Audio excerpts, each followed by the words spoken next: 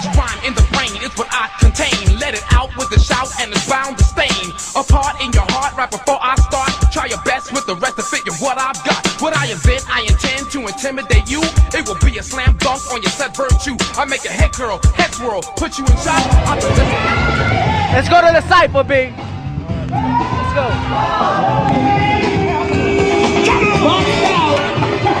Right now I'm starting to throw a party here in New York City. I'm having DJ Scheme Richards spin on my party. It's a free event. It's called the Go Off. We're shooting to have this a monthly thing. I mean, locally, New York City has that vibe, you know what I mean? Whether the level of skill as far as tricks and hard moves in comparison to other countries like Korea, although it's not the same on that level, the purity is still here. You know, like B-boys here, they love to cypher. You go to a club where there's B-boys or a dance party, you tie your shoelaces up because they're gonna come after you. You know what I mean? Here, they keep it real like that. That's the vibe that we have here. Very raw, true to what it is and what it was meant to be, and battle-minded, you know what I mean? Every city and state and country that have their own indigenous way and approach. As far as the scene, the overall vibe, jams, politics, etc. Everybody, a lot of people that want to claim moves. Everybody feels that as far as the event, that's what makes them and breaks them, if they win, if they lose. And now it's becoming so big international with corporate sponsorship. It's just throwing off the mentality, national and international. It's throwing off the main point of what this dance is about. People are just, like, kids are training because they want to be famous, they want to travel, they want to be in energy drinks jam, you know what I mean, and get that fame and be on their MySpace. And it's like, yo, the focus is being lost in the sauce, you know what I mean? Different people have different opinions, of course. Some people have a way of judging that makes sense to a group of people, and other people have a way of judging that doesn't make sense, but it makes sense to another group of people. So we're never gonna find a common ground. We are never, as a community, we're never gonna come to an agreement to say this is gonna be the way of judging.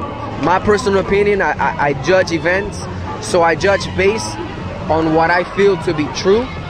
You know what I mean? And what I see, in my opinion, to be obvious to the masses. Even if you're not an experienced b-boy, like, I think, in my opinion, it's round for round.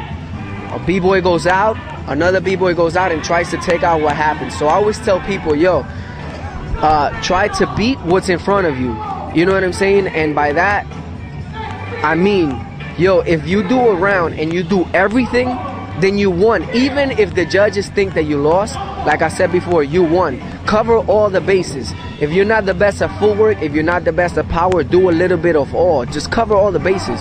Very few b-boys and b-girls have it all, and have it all dope. A lot of people focus on one thing and they're really good at that, and then the other things kind of fall short. You know what I mean? But as long as you're covering all of them and it's decent enough and it's well executed and it's got flavor, then yo, you won every round. You got your point across of what you're trying to convey. You know what I mean?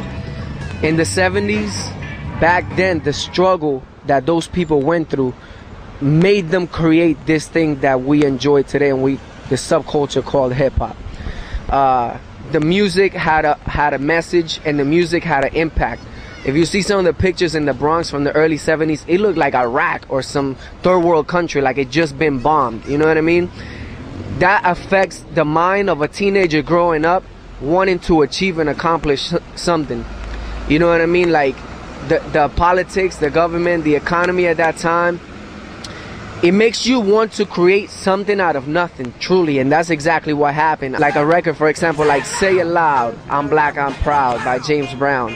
Back then, I can almost feel like I truly was there. Like the energy that record must have gave the people at that time, it allowed them to dance that way. It allowed them to move that way. It allowed them to paint graph on trains that way. You know what I mean? If you associate those things because of what was going on, you know what I mean? Today, you could take a young kid and play that record, and it means nothing. It's just, they may relate to the beat, but those words are not affecting them. You know what I'm saying? So it what's happening now, like across the board with the music, with the dance, people are out of touch with what's going on in the bigger spectrum, and that's a problem. But for the most part, we don't see that.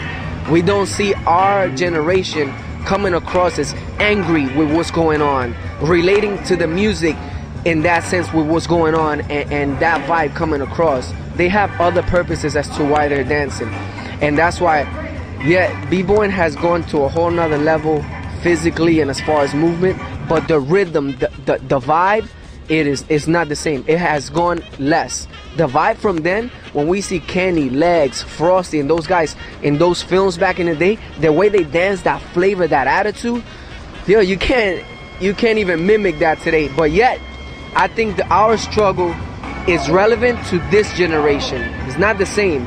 But imagine if we took that as energy and we put that into the dance, and let alone what you may be going through personally in your own life, whatever struggles you may be going through, and even the good things, and you put that into the dance, you'll become a whole different b-boy, and it'll show, because now you got a story to tell through dance.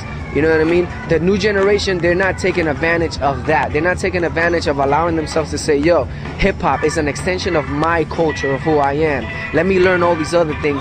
DJing, you know, whatever instruments may be indigenous to your culture. Now you can look for records of that and make a hip-hop beat. You know what I'm saying? Latin people, we have trovadores, like those are like, it's a form of speech, of rhythm, you know, like of poetry that's relevant to MCing. You know what I'm saying? And every culture has a way of singing, a way of poetry that you can learn, or if you already know it, you can put it into what hip hop is, and it's hip hop is relevant. But no, like if the new generation, they're attracted to breaking because they saw the air flare 190s and the cash prize was $100,000, and they could be on a billboard, they could do an iPod commercial, they could be in the next movie, then it's lost. You know what I mean? Now the purpose is different. You know what I mean? It's not relevant to what hip-hop culture is. You know what I mean? Now it's hip-hop. You know what I mean? It's just popular culture. Let's do it because it's cool.